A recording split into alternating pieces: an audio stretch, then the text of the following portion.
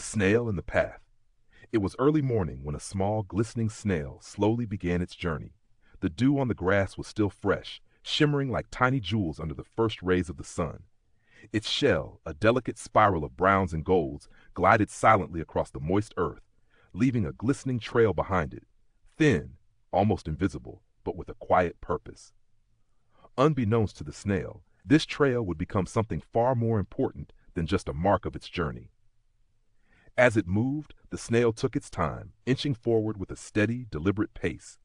The world around it seemed so vast, the grass towering above like an endless sea of green. It was small, insignificant even, in the grand scheme of things, but it didn't mind. It was content in its slow, rhythmic progress. Every movement was measured, every moment stretched out, like a breath held too long in the still morning air. But as the snail traveled on, something began to stir behind it. First, there was the flutter of a bird's wing, its path crossing the snail's trail before flying off. Then, a little ant, busy and hurried, stumbled upon the trail as well. At first it paused, unsure of the shiny line that seemed to shimmer in the grass. But then, the ant, driven by its instincts, began to follow it.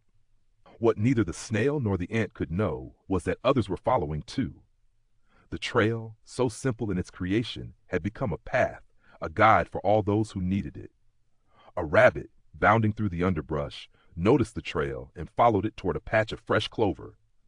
A beetle, gliding along the ground too, discovered the path and traced its way toward the warm earth beneath the oak tree. The snail never once looked back. It didn't notice the growing line of creatures, each moving in its own direction, but unknowingly guided by the snail's trail. The sun rose higher, casting long shadows and painting the landscape with golden light, but still the snail journeyed on, unaware of the small revolution it had sparked. As the snail approached the end of its path, a small cluster of leaves by the old stone wall, it stopped. It was tired, yes, but more than that, it felt a strange peace. It had arrived at the spot it had set out for, without knowing exactly why. It simply felt right, as if the journey itself had carried it here, guided by an invisible force. And as it rested, it took a long look around, its eyes soft and unblinking. And then, just as it had arrived, something remarkable happened. From behind the stone wall, a creature appeared, a larger snail, one with a shell darker than its own. The new arrival moved slowly, carefully, and without hesitation, it began to follow the path the first snail had left. The first snail watched, its antennae twitching in curiosity.